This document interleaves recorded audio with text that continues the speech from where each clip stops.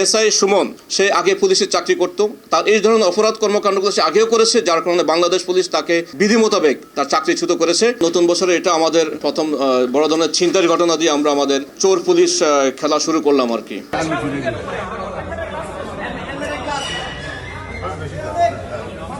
চট্টগ্রামের পাঁচলাইশ থানার আতরডিফু এলাকাতুন ৩৫ খান স্বর্ণবার ছিনতাইয়ের অভিযোগে গত ৫ জানুয়ারি অজ্ঞাত ৪ জনের আসামি করে পাঁচলাইশ থানাত উগ্র মামলা করে সবুজ দেবনাথ নামে এক ব্যক্তি।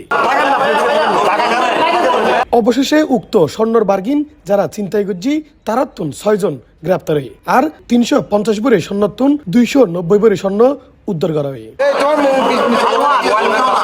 মূলত কোতোয়ালি থানাধীন হাজারীগলির মিয়া শপিং মার্কেটের জয়রাম ট্রেডার্সের স্বর্ণর কারিগর হিসেবে কর্মরত আছিল সবুজ দেবনাথ।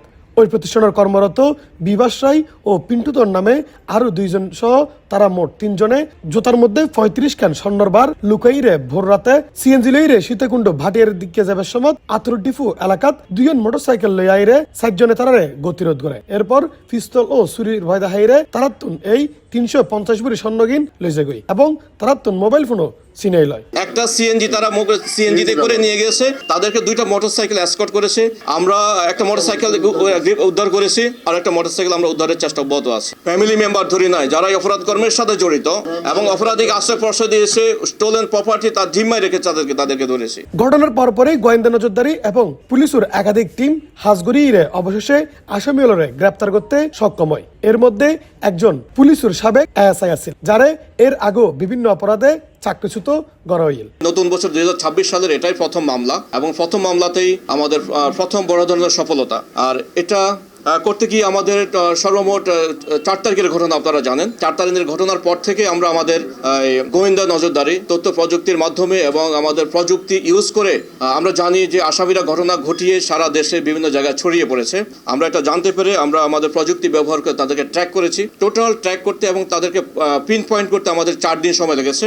লাস্টলি আমরা আমাদের একদম ড্রাস্টিক অপারেশনে যাই, গিয়ে আমরা তাদেরকে চট্টগ্রাম শহর, ঢাকা শহর এবং বাংলাদেশের বিভিন্ন জায়গা থেকে তাদেরকে আমরা মোটামুটি ৬ জনকে গ্রেপ্তার করতে সক্ষম হয়েছি এবং আমাদের টোটাল ৩৫০ ভরির মধ্যে আমরা ২৯০ ভরি উদ্ধার করতে সক্ষম হয়েছি। এএসআই সুমন সে আগে পুলিশের চাকরি করত, তার এই ধরনের অপরাধ কর্মকাণ্ডগুলো সে আগেও করেছে, যার কারণে বাংলাদেশ পুলিশ তাকে বিধি মোতাবেক তার চাকরিচ্যুত করেছে এবং চাকরিচ্যুতির কারণে তার পেশা, তার যে স্বভাবগত কারণে টোটালি বলতে তাদের পারিবারিকভাবে তারা এই ধরনের এই অপরাধ কর্মের সাথে জড়িত এবং সেটা কন্টিনিউ করে যাচ্ছে। লাস্টলি আমরা আবার তাকে গ্রেপ্তার করেছি এবং আগামীতে যেন সে এই ধরনের অপরাধ কর্মের সাথে জড়িত হতে না পারে আর তাদেরকে আমরা আইনের আওতায় যথাযথভাবে আইনি ব্যবস্থা নেব। তার স্ত্রীর রোল ছিল, তার স্ত্রীর রোল সে এই স্বর্ণগুলাকে তার জিম্মায় রেখেছে এবং এটাকে হাইড আউট করার চেষ্টা করেছে চোরাইকৃত মালামাল। চিন্তায় হওয়া ৩৫০ ভরি স্বর্ণ কিংবা ৩৫ খান স্বর্ণর বার বৈধ নাকি অবৈধ জানতাম চাইলে পুলিশ হয় এই বিষয়ে গান তদন্ত সাপেক্ষে জানানো হবে। ওটা আমরা তদন্ত চলমান আছে, আমরা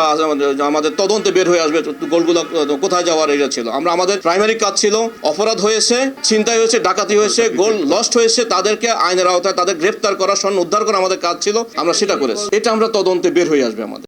উক্ত স্বর্ণগিন উদ্ধার করানোর পরে আজকে জানুয়ারির ৯ তারিখ চট্টগ্রামের পাঁচলাইশ থানাত উগ্র প্রেস ব্রিফিংয়ের আয়োজন করে। উক্ত ব্রিফিংত গণমাধ্যমের লয় হতা হয় ডিবি উত্তরের উপপুলিশ কমিশনার হাবিবুর রহমান এবং সিএমপি উত্তরের উপপুলিশ কমিশনার আমিরুল ইসলাম। আমরা সিসিটিভি ফুটেজ সহ অন্যান্য বিভিন্নভাবে অন্যান্য ম্যানুয়ালি এবং টেকনোলজিক্যালি বিভিন্ন এভিডেন্স কালেকশন করে আমরা দেখতে পেলাম যে ঘটনাটা সত্য, অর্থাৎ ঘটনাটা ঘটেছে।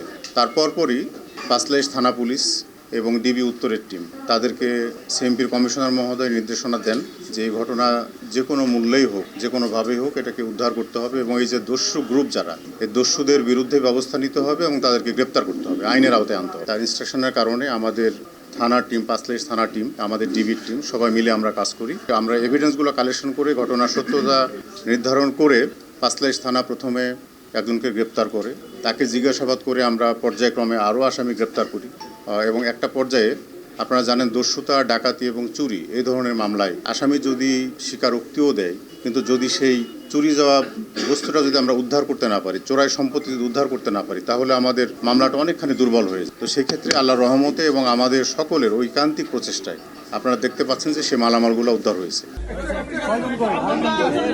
ইফতেখার নতিশন, C+, চট্টগ্রাম।